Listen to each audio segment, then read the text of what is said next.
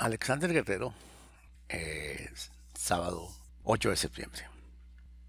En la conversación de hoy, de esas que he comenzado desde hace semanas, a considerar y a discutir el decreto del Banco Central de ayer, de decreto sobre el control de cambio, y que sorprendió a mucha gente, inclusive llegó a confundir a tantos, pero muchísimos, a extraños y propios, que el gobierno estaba realmente eliminando el control de cambio.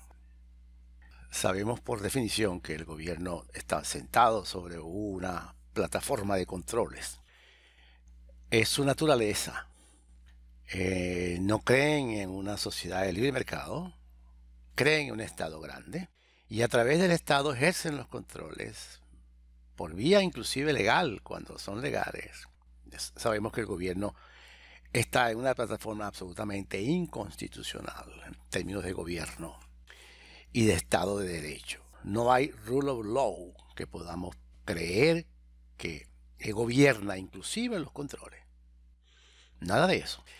Y entonces comenzamos con la siguiente pregunta. El gobierno hace 3 semanas derogó la ley de ilícito cambiario. Subió los salarios 37 veces. Por supuesto, tuvo que subir los precios y mega devaluó. En términos económicos puros, o quiere decir técnico, pero de todas formas es totalmente el acceso, el conocimiento a todos, sin tener que ser de los propios, de los economistas, no hay necesidad de serlo, para comprender que lo que el gobierno llevó a cabo fue esencialmente un proceso de indexación plena. Todos los precios fueron movidos y llevados a un nivel según los controles le daba al gobierno, que ese era el punto de equilibrio, y llevó los salarios 35 veces, los precios 300%, y la devaluación, la mega devaluación aproximadamente de 10, 12 veces, 6 veces, perdón, lo cual nos muestra diferentes niveles de indexación, pero es la primera vez desde que aparece en el umbral la hiperinflación. Desde allá, desde cuando anunciamos la hiperinflación, que estábamos ya en el umbral a mediados de 2013, desde allí el gobierno, cuando vio que los precios se movían, y me imagino que en autos de que su déficit fiscal es inmenso, era para la época casi 29-30%, y que no tenía recursos para monetizarlo, para financiar que no fuese inflación, entonces decidió monetizarse en el Banco Central y ahí financiar su déficit fiscal. Por supuesto, eso trajo muchos bolívares al mercado, había papel, dinero, moneda y imprimía, y el otro dinero base, pues simplemente lo ponía en cabecera del sistema financiero y del propio gobierno como dinero desmaterializado, digitalizado. Se pueden hacer dinero de las dos maneras, hay una combinación. Los países muy desarrollados, todavía la mitad de las transacciones se hacen con efectivo en dinero. Hay una otra mitad de transacciones que son todas electrónicas. Entonces, en Venezuela, el 70-80% de transacciones requieren el papel.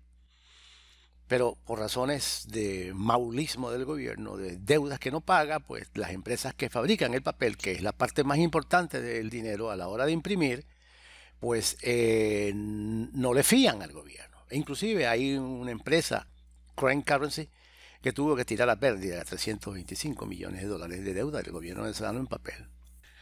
Y esas son las razones fundamentales, físicas, las que hemos tenido durante todos estos años por escasez de billete.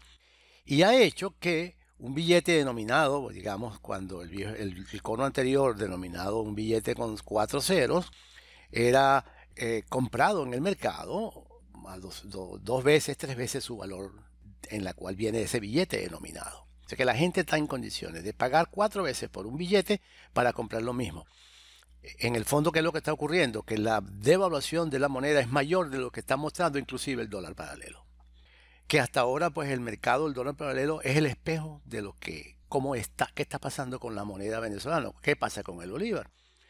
Y entonces, al tener que monetizar ese inmenso volumen de déficit que ha venido creciendo durante estos últimos años, en la medida en que la hiperinflación se comenzó a fluir de manera como una vorágine, de esa manera todos los precios, incluyendo el dólar paralelo, ya ha llegado a los niveles en que ha llegado, pero ya ustedes lo saben, pues que este es el espejo. El dólar paralelo está movido esencialmente por la hiperinflación, porque lo que está mostrándonos es la pérdida de poder de compra del bolívar, que la produce directamente la monetización del déficit fiscal. Muchos bolívares, mucha demanda, pocos bienes, escasez, precios altos, pero el bolívar se deprecia en términos de su poder de compra. Porque los precios es eso, y como los precios se expresan en el dinero, pues entonces es muy fácil aprender qué es lo que realmente produce la hiperinflación. Simplemente va depreciando, va devaluando, ese es el concepto apropiado, el poder de compra de la moneda, pero lo vamos a ver en el espejo que es el dólar en el mercado libre o en los mercados paralelos, como ocurre actualmente. Ese fenómeno está allí inmovible, porque el déficit fiscal ya alcanza más de la mitad del PIB, es decir, el volumen de déficit que el gobierno está monetizando es tan inmenso, físicamente imposible detenerlo. Y por eso hemos visto todas estas improvisaciones. Y vamos a la primera improvisación. Y la primera pregunta que nos vamos a hacer es si el gobierno realmente quiere eliminar el control sobre la libertad cambiaria, es decir, hacer el bolívar plenamente convertible, que es diferente a lo que ayer pasaron como decreto, porque al final con la lectura del decreto nos damos cuenta que los controles se mantienen. Es decir, el gobierno, el bolívar no es libremente convertible, está todavía sujeto al control. De hecho, el árbitro de los precios que pueda obtener la moneda en los bancos, en las casas de bolsa, donde ella pueda entrar, el dólar va a estar determinado por DICOM. Es decir, la mano del control se mantiene. La apariencia de que el bolívar de ahora es convertible simplemente es falsa. Pero bueno, esa es nuestra forma de entender el venezolano en este pensamiento mágico religioso que nos cobija, pues siempre esperamos que todo sea mejor porque eso es lo que realmente andamos buscando. Pero en el fondo no, la base, la plataforma ideológica del gobierno y la política y de control y dominio sobre la sociedad pasa de los controles. Y el control de cambio es básico en su sistema de control. Y en el control de precios, como hemos visto, lo tienen. A lo que hicieron hace 3 semanas, que fue la indexación plena de todo, pero de forma diferente, pudieron haberlo hecho todo ese mismo día. Y eliminar el derogar la ley de índices cambiarios y hacer y volver a la libertad cambiaria. Ese es el nombre. Pero no, el gobierno siempre quiere tener la última palabra en términos de precio del dólar. ¿Por qué? Porque el dólar tiene el precio que le pone el proceso de monetización y la hiperinflación. O sea, no hay forma de desligar uno del otro. La causalidad entonces está clara y demostrada, es de la hiperinflación al precio del dólar. Pero el movimiento y los choques son absolutamente instantáneos. Y entonces se incorpora en el impacto sobre el precio del dólar en el paralelo, se va a incorporar, producido por la hiperinflación, se va a incorporar la expectativa de la gente. Entonces la gente dice, bueno, si sigue creciendo y creció hoy, creció ayer, va a crecer mañana. Y entonces todo el mundo hace su apuesta. Voy a vender mi carro, voy a vender mi casa, voy a comprar dólares y esta es la apuesta que me hago y voy a salir a buscar dólares a 12.000, a 120, 130 y después, de acuerdo al precio que el mercado me esté dando y que yo lo acepte, pues entonces ese será el precio de mi dólar que estoy comprando o que estoy vendiendo. Esa es una explicación muy somera y muy sencilla de cómo se establece un precio. De verdad. Y si hay controles, entonces opera como negro. Y en el caso del paralelo no es negro, pero estaba controles el bolívar. Pero como el paralelo es una operación offshore, fuera de nuestras fronteras, entonces el mecanismo de acceso al dólar es totalmente infinito y libre. Se puede accesar cuanto se quiera y el precio va a regular entonces esa oferta y esa demanda. Regular no, va a medir la oferta y la demanda. Eso es lo que estamos viendo. Ahora viene el decreto del Banco Central para adecuar aparentemente el mercado cambiario y busca unas palabras que confundan a la gente. Dicen, no, sí va a haber libre convertibilidad, pero al final no la hay.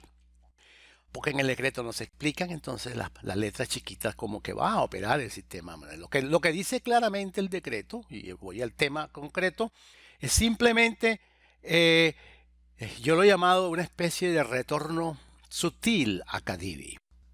Es decir, el gobierno se fue a la cuenta corriente y a los exportadores les dijo, ustedes quédense con el 80% de los dólares que le produzca la venta en el exterior, las exportaciones de los bienes que ustedes produzcan, y entonces dejan el 20% al gobierno. Pero allí no se habla de ninguna manera de que esos precios van a ser arbitrados por el mercado. Pero hay otro problema. Es decir, el exportador venezolano a los niveles que ha llegado la economía hoy con ese gran golpe que ha tenido durante 20 años el sector privado y la ida de las empresas multinacionales, entonces la posibilidad de exportar va a reducir la cantidad de dólares que se puedan traer como por efecto de las ventas de los bienes en el exterior, porque para exportar habrá que importar. En consecuencia, la diferencia no va a ser 80%, la diferencia va a ser mucho menores y en momentos van a ser cero. Lo que nos está diciendo el Banco Central con el decreto es que va a haber corrupción. De nuevo como la que hubo en Cadivi, porque en algún momento hay que pagar el peaje para que del 80 bajara al 30, bajara al 20, bajara al 10 y entonces del 20 que le queda al gobierno no le quedará, pero hay que pagar el peaje en cualquier momento, exactamente lo que hacía Cadivi. En términos de cuenta corriente, el gobierno no ha revivido a Cadivi. A un Caribe más pequeño, por supuesto, porque la oferta de dólares es muy mínima, porque sigue siendo oferta privada. Potencialmente, la oferta que es potencialmente vaya al mercado es privada por una razón muy sencilla. PDVSA no está ingresando dólares al Banco Central de Venezuela. Las reservas están prácticamente en la carra plana, ya sin posibilidad de reservas. El oro se ha vendido todo y entonces eso deja al gobierno prácticamente dependiendo de las divisas que los privados. ¿Quiénes son los privados? Los individuos, las personas, las empresas, en manos privadas, en propiedad privada, encuéntrese aquí o encuéntrese afuera. Es las transacciones que ellos puedan efectuar. El segundo punto que el gobierno toca es el famoso menudeo. El menudeo es una expresión bastante ambigua. Pero esa expresión bastante ambigua le va a permitir al gobierno entonces decir menudeo comienza en tanto y termina en tanto, no tenemos los detalles. Pero estoy convencido de que dentro del menudeo el gobierno está considerando entonces las remesas. Y menudeo remesa, y lo saco, mi conclusión es porque viene entonces que el menudeo va a estar en bancos, en casas de bolsa, en casas de cambio, y bancos públicos y privados, es decir, va a estar en el sistema financiero el menudeo. Cualquier sector financiero, cualquier microestructura financiera en cualquiera de los sectores va a poder entonces comprarles el dólar. Y comprarán entonces, son potencialmente compradores de las remesas. ¿Cuál es ese precio? El precio que queda por detrás, aunque no lo dice el decreto, sabemos que es DICOM. Si no fuese DICOM, en el decreto de ayer simplemente se deroga DICOM. Pero no, todo da a entender que para la primera aparte, que es la cuenta corriente a través de las exportaciones, el 80-20, que sabemos que puede ser no 80, sino puede ser 10-10, o puede ser nada al final, porque exportar necesita importar materias primas, bienes de ensamblaje, etcétera, partes que no estamos produciendo. Pero las remesas sí serían, en el caso de que ellas entren todo al sistema financiero, tendrían que entrar a precio de DICOM, pero vamos a tener todavía dólar paralelo, dólar libre, y va a haber un diferencial entre DICOM y el dólar libre. Y entonces tienen que convencer a una familia o familiares que mandan, que envían y que se la forma, usan todos los mecanismos de transferencia física o electrónica de dinero que sea dólares o bolívares a sus familiares en Venezuela, que estamos llamando remesa por simplemente comodidad. Sin embargo, hay algo de remesas que está llegando a través de las casas de cambio. Ahora tendrían todo el sistema abierto.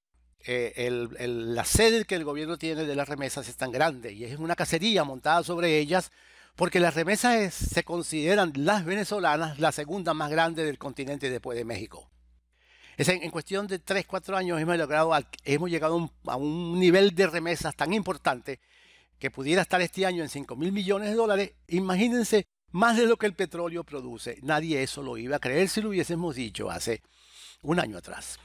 Es decir, En frente a eso, entonces el gobierno ha desarrollado una sede, una violencia detrás de la remesa y parte de estos movimientos que hemos visto en estas semanas de naturaleza de controles, que es la carrera detrás de las remesas. Para el año 2019 está previsto y proyectado por los organismos que manejan las remesas internacionales, que manejan la data, está proyectado que Venezuela puede llegar a 10.000 millones de dólares en remesas durante el año 2019. Quiere decir que todas las políticas que el gobierno pudiera estar dirigiendo en términos del dólar van a estar entonces influidas, o sus incentivos van a estar fundamentalmente en las $2 que dejen la remesa.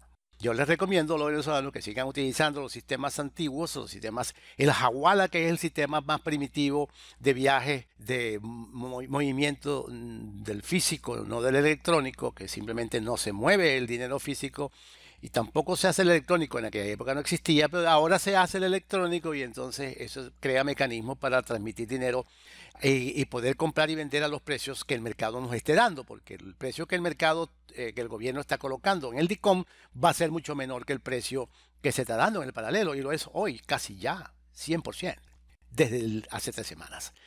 Imagínense ustedes la velocidad, cómo se mantiene el diferencial. Y ese diferencial entre el precio en el dólar paralelo o el precio del dólar en los mercados paralelos se debe fundamentalmente a lo que decía al principio de esta conversación. Es decir, es el inmenso desequilibrio fiscal, el gran déficit fiscal del gobierno, que es totalmente monetizado, que es lo que nos crea los problemas de papel moneda, que no hay, porque así se desmaterialice importante cantidad de dinero, pues esa desmaterialización cuando va a la calle requiere efectivo y ese efectivo no lo consigue, y quien tiene un billete de 100 bolívares pues simplemente lo va a vender por 300, que es lo que está ocurriendo, por 400, por 500.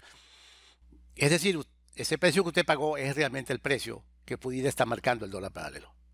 Realmente esa es la gran verdad que se esconde primero por la forma atomizada y poco profesional con que opera la información en el mercado de las redes sociales, fundamentalmente, que es el que está disponible para el venezolano, porque los medios otros tradicionales están prácticamente controlados por el gobierno, de manera que nunca vamos a tener una información que sea al mismo tiempo conocimiento. Puede venir informaciones fake, falsas, por cantidades, y muchas de ellas van a mover opinión pública. Ese es el gran drama que tenemos y por la cual el gobierno, a través de este sistema de manejo de la opinión pública, pues ha desconectado a los venezolanos, independientemente de que todos se traten de ver y de conversar por las redes sociales. Lo que está desconectado es simplemente el conocimiento e información. Allí se desconectó el gobierno, allí cortó, puso los controles, y entonces lo que llevamos a los medios sociales, las redes sociales, son cosas que nadie podrá verificar de un día para otro. No hay nada verificable allí, hay cosas que asumir, y entonces la confianza y la credibilidad se va a ganar en base a que las cosas se hagan sin la presión, digamos, firme del gobierno o los controles que puedan anteponer. Ahora sigamos con la segunda parte del decreto, que es el del menudeo. Ya decíamos que aquí el ítem más importante va a ser de la remesa, porque va a ser el mayor volumen de ingresos de divisas que pueda tener la economía venezolana, va a ser por vía de remesas. 4,5 millones de venezolanos en el exterior tienen un poder de compra de envío hacia Venezuela a sus familiares. Hasta ahora, en lo que va de año, se supone que se estaría llegando entre 4 o 5 millones de dólares, lo cual es una cifra bastante seria a la hora de ver el crecimiento en los últimos 3 o 4 años. El tercer elemento importante del decreto es que ahora todos los sistemas financieros van a poder hacer la compra o la venta de la moneda. Eso lo veo como un gran espejismo si el control se mantiene. Es decir, lo que los venezolanos estábamos esperando era que el gobierno eliminara todos los controles, pero no va a ser posible, porque si elimina todos los controles, entonces la imagen de la hiperinflación, que es el dólar paralelo, correrá a una gran velocidad, seguirá multiplicándose por cero, y la única forma de que los ceros se destruyan al final y todo ese proceso de depreciación y de pérdida de compra del bolívar es simplemente que la hiperinflación sea derrotada. Derrotada significa un acuerdo político importante. una reducción del gasto público, una privatización de todas las empresas en poder del Estado, por ejemplo, una vuelta a un Estado de derecho, un rule of law en economía en economía para que se haya libre y plena protección de los derechos de propiedad y la propiedad privada que no existe en Venezuela. Es decir, la hiperinflación para irse de Venezuela tiene que llevarse atrás todo lo que la ha producido. No es que la va a agarrar toda y se va, no. Recuerden que la hiperinflación es simplemente un impuesto inflacionario. Y que el precio de mañana lo estamos pagando hoy. Porque quien va a vender hoy $1 lo va a vender pensando en el precio de mañana. Como racionalmente piensa el ser humano cuando hace una transacción de naturaleza económica. Cuando una ama de casa va a un mercado y compra 4 kilos de arroz, pudiendo comprar uno, está comprando simplemente como si estuviese comprando dinero a precio del arroz que está comprando. Porque guarda esos 3 kilos de arroz que le sobran, lo pone en su despensa y a partir del día siguiente son dinero. Es dinero con el cual puede ir a cambiarlo por azúcar, por café, por pollo, por carne. Al precio que tenga, entonces la moneda, el arroz que usted lo va a vender, ya no lo va a vender a 100 cuando lo compró, sino lo va a vender al precio que la gente es capaz de comprar mañana, 150 por ejemplo. Así es como se forman los precios. No estamos los venezolanos educados mucho en esto porque primera vez que nos viene una hiperinflación, tenemos 50 años viviendo con 42 años viviendo con una inflación bajo control y ahora tenemos unos par de 3 años viviendo con una inflación fuera de control, como es el concepto con el cual se puede revestir la palabrita hiperinflación que ha dejado en este país zarandeando a propios y a extraños. Tanto la opinión pública que no lo comprende como la opinión pública que lo comprende y lo maneja. Es decir, le costó mucho al profesional de la economía venezolana durante estos años aceptar que estábamos realmente en un entorno hiperinflacionario.